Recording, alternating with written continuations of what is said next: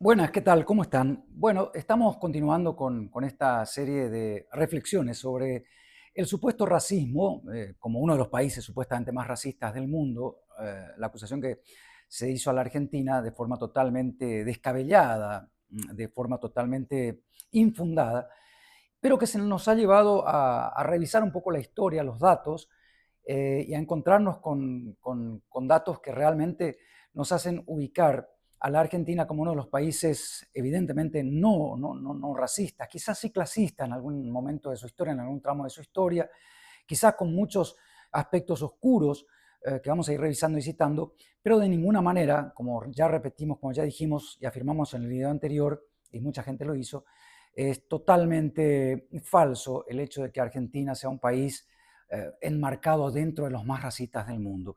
Bueno, pero para ordenar un poco las ideas, estaba recordando aquel, aquel combatiente que junto al general José de San Martín, prócer padre de la patria, había con 23 años salvado la vida del general San Martín, me refiero a Juan Bautista Cabral, aquel joven de 23 años, afrodescendiente, de piel oscura, con todo el fenotipo del afrodescendiente, que en la batalla de San Lorenzo, aquella batalla que se dio el 3 de febrero de 1813, y que era el bautismo de fuego del octavo regimiento, de los granaderos a caballo, comandados por el general San Martín.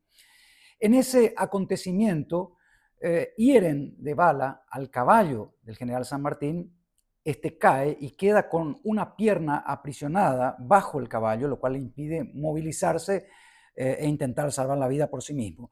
Es ahí que el soldado raso, creo que era el cabo Cabral, en aquella época, se acercó al general San Martín e interponiendo su cuerpo como una especie de escudo, porque venían los enemigos para clavarlo con las bayonetas a San Martín y darle muerte, Cabral interpuso su cuerpo con solo 23 años y salvó a su comandante, el general José de San Martín.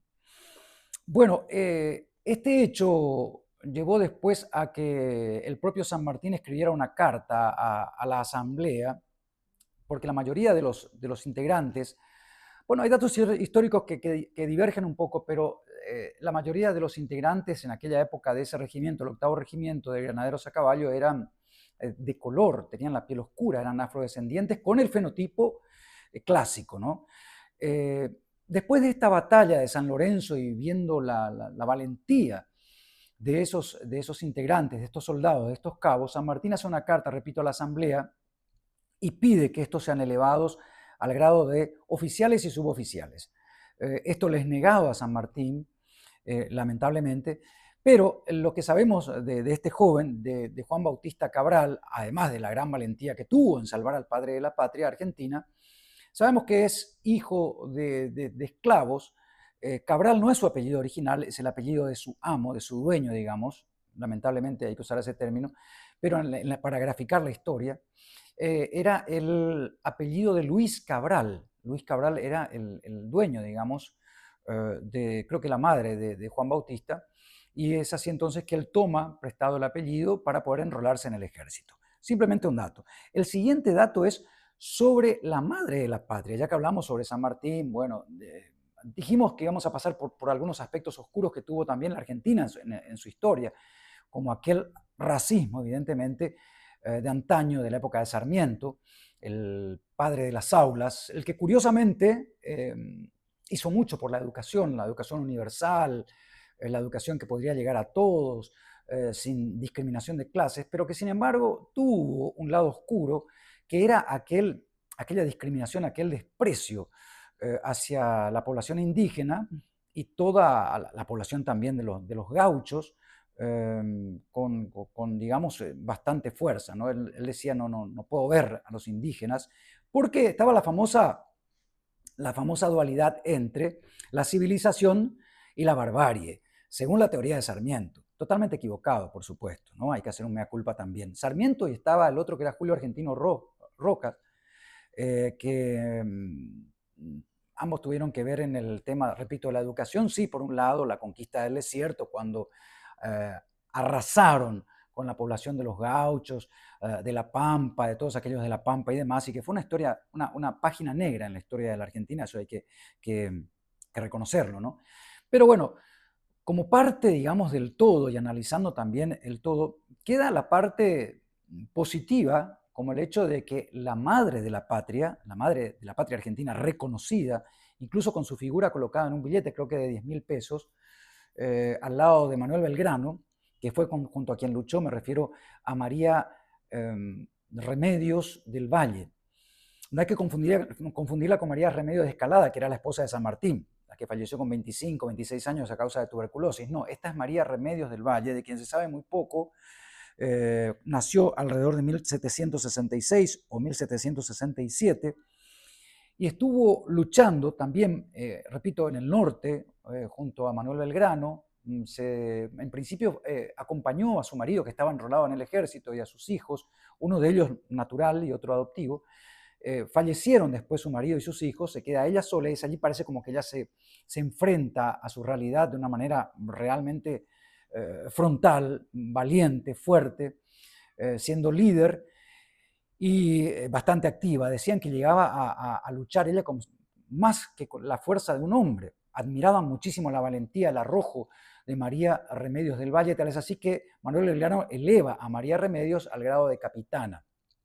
No se sabía mucho de ella hasta que después, pasando el tiempo, cuando por cuestiones de la historia y demás ella regresa a Buenos Aires, vive en la mendicidad y solicita la pensión a causa de haber participado en el ejército, excombatiente, y también por la muerte de su marido y de sus hijos. Allí recién se generan algunos datos que fueron investigados y que dan cuenta de ese arrojo, de esa gran participación de María Remedios del Valle, por quien el 8 de noviembre, a partir del 2013, y por unanimidad, el Congreso de la Argentina ha decretado que sea el día de la recordación de los afrodescendientes, las afrodescendientes argentinas y también de la cultura afro en general.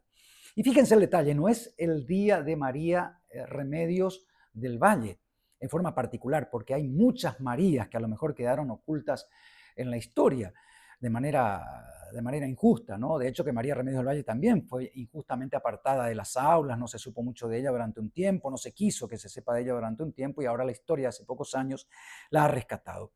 Pero bueno, en homenaje a todas esas Marías, a todas esas mujeres, a todas esas heroínas, es que el día 8 de noviembre de cada año se recuerda así a María Remedios del Valle, pero tras ella y en forma grupal, en forma, digamos, como un colectivo, se recuerda a las afrodescendientes y también a la cultura afro en sí. Es decir, se hace un homenaje a todas las luchadoras, las mujeres, la figura de la mujer luchadora.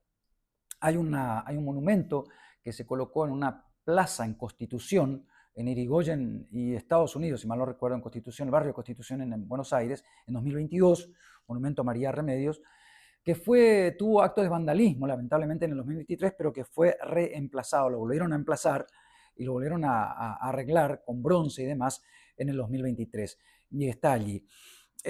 Bueno, esto por un lado.